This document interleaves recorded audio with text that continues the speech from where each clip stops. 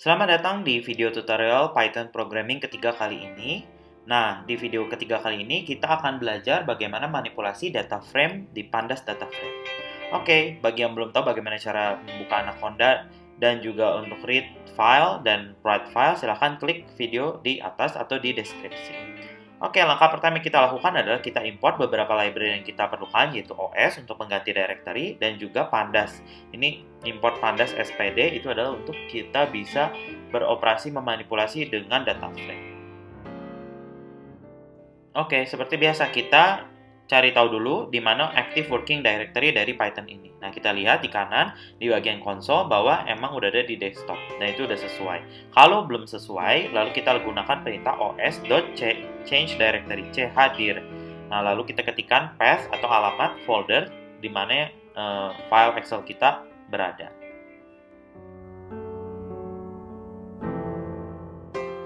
Oke, setelah itu kita running, bisa menggunakan shortcut Fn F9.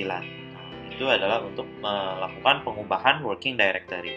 Lalu, step berikutnya adalah kita akan membaca data file Excel. Oke, kita membaca file Excel di folder, di path yang sudah kita define sebelumnya, yaitu data. Kita masukkan ke variable data, yaitu pd.read_excel, lalu nama dari file Excel yang akan kita baca ke dalam Python. Jangan lupa .xlsx, disesuaikan sesuai dengan tipe file Excel yang kita miliki. Lalu kita Fn F9. Nah, data.head ini juga saya ulangi lagi untuk melihat 5 data teratas. Apakah sudah berhasil terload atau tidak. Nah, beberapa perintah selanjutnya untuk kita bisa mendeskripsikan isi dari data frame. Yang pertama adalah kita akan melihat struktur data dari data frame yang telah kita berhasil load ke dalam variable data. Lalu kita ketikkan data.dtypes. Oke, lalu kita Fn F9 untuk melihat apa hasilnya. Yaitu ini kita tahu bahwa di sini ada 3 kolom. Ada 3 kolom, ada nomor, ada nama, dan ada score. Nomor dan score integer, yaitu bilangan, sementara name itu objek. Nah, lalu yang kedua adalah data.describe. Nah, ini untuk menentukan statistiknya ya, nilai-nilai statistik seperti berapakah jumlahnya, berapakah mean, standar deviasi, minimum, maksimum, kuartil 1, Q2, Q3 dari data numerik yang kita miliki. Seperti itu untuk nomor dan score. Lalu kita ingin tahu misalnya count dari data unik yang kita miliki. Lalu kita ambil data.value_counts. Nah, ini kita tahu setiap data di sini unik karena semua counts-nya 1. Nah, bagaimana jika kita hanya ingin mengetahui value count dari satu kolom? Yaitu misalnya dalam contoh ini adalah tabel kolom bernama score. Nah, untuk mengakses suatu kolom tertentu di dalam Pandas Data Frame, kita bisa gunakan kurung siku dan pakai tanda kutip nama dari kolom tersebut. Lalu dot fungsi yang mau kita aplikasikan ke dalam kolom tersebut, yaitu value counts. Nah, ini terlihat bahwa yang bernilai 100 ada berapa? 3 orang, bernilai 90 ada 2 orang, 75 dan seterusnya. Nah, itu kita bisa lihat di kanan di konsol. Jadi masing-masing value ada berapa datanya seperti itu. Nah, berikutnya adalah untuk melakukan sorting dari data frame. Sama seperti kalau kita di Excel spreadsheet, kita biasa melakukan sorting based on suatu kolom. Di dalam contoh ini saya akan melakukan sorting data yang kita miliki berdasarkan nilai skor secara descending atau menurun dengan nilai yang lebih besar pertama, nilai yang lebih kecil terakhir. Nah, kita gunakan fungsinya sort_values. Jadi nama data frame kita lalu .sort_values, kolom yang mau dijadikan acuan, dan juga ascending bernilai 0 artinya adalah descending. Kalau dia ascending menaik, kita ascending sampai dengan 1. Lalu kita print, kita lihat hasilnya. Nah, terlihat bahwa hasil di sini yang skornya lebih besar itu ada di atas, sementara skor yang lebih kecil ada di bawah, seperti itu. Oke, pertanyaan selanjutnya adalah bagaimana kita bisa melakukan sortir data berdasarkan 2 kolom berbeda gitu. Jadi conditional sorting ya. Jadi ada 2 kondisinya, yaitu yang pertama based on score menurun, dan yang kedua adalah based on nama. Tapi secara menaik, ascending dari A sampai Z. Kalau descending dari Z ke A, dari besar ke kecil. Ascending dari kecil ke besar, dari A sampai Z gitu. Nah, kita lakukan sorted data, kita print data tersebut, lalu kita klik Fn F9. Nah, hasilnya muncul bahwa skor terlebih dahulu disortir dan juga nama. Jika memiliki skor yang sama yaitu 100, kita sortir J terlebih dahulu, baru R, baru S. Nah, itu menunjukkan bahwa sortir menggunakan 2 kolom. Nah, lalu perintah selanjutnya adalah bagaimana untuk melakukan filtering data. Ini juga seperti di Excel spreadsheet, kita ingin filter yang dimunculkan hanya data yang memenuhi kriteria tertentu.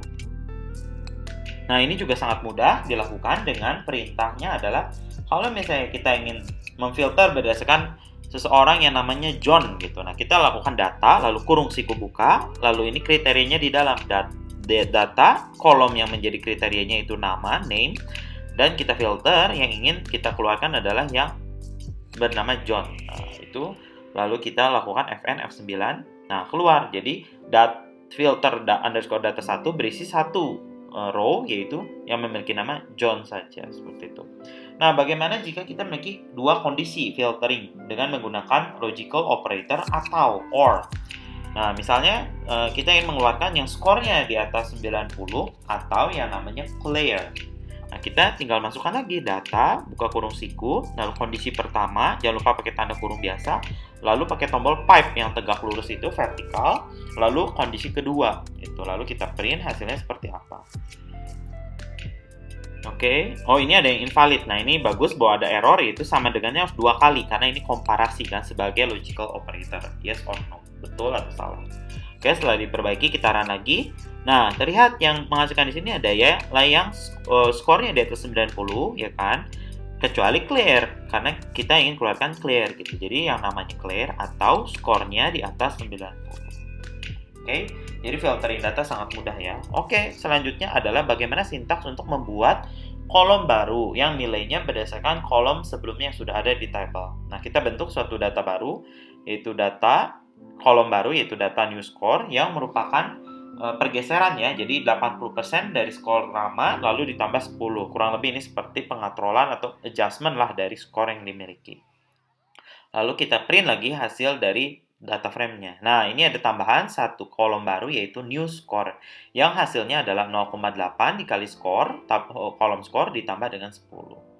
Oke, nah sekarang bagaimana? Kadang kita perlu juga untuk menghapus kolom-kolom yang tidak lagi kita gunakan dari data frame sehingga analisa data kita menjadi lebih mudah dan ringkas. Nah, ini juga mudah dilakukan yaitu dengan menggunakan perintah drop. Jadi, variabel data frame-nya lalu dot drop, lalu nama kolom yang ingin kita drop. Kita hapus kolom tersebut dengan aksis sampai 1, itu artinya kolom gitu. Jadi ingin kita hapus kolom tersebut. Kita run. Nah, new score di sini sudah hilang. Sebelumnya ada new score, kolomnya sekarang hilang karena sudah kita drop dengan perintah dot drop seperti itu. Nah, bagaimana jika ingin yang kita hapus adalah satu baris, gitu kan? Suatu baris dengan kondisi tertentu. Misalnya yang kita ingin hapus adalah baris yang memiliki nama John. Nah, kita sama dengan perintah drop. Nah, cuma dengan kondisi data kurung siku, data lagi yaitu kriterianya yang namanya adalah John. Hati-hati kurung sikunya jangan salah. Harus di setelah kriteria ya. Nah, ini saya salah, ini dihapus. Lalu setelah kriteria kurung siku dot index ya. Begitu. Nah, lalu kita print hasilnya. Kita ingin menghapus data baris yang bernama John. Nah, lihat sekarang sisanya 9 dengan data John sudah terhapus, tidak ada lagi. Begitu, tersisa 9 data. Oke, demikian video Python Programming Tutorial ketiga kali ini. Terima kasih telah menonton. Jangan lupa untuk like, subscribe, dan komen channel YouTube saya. Ditunggu video-video selanjutnya.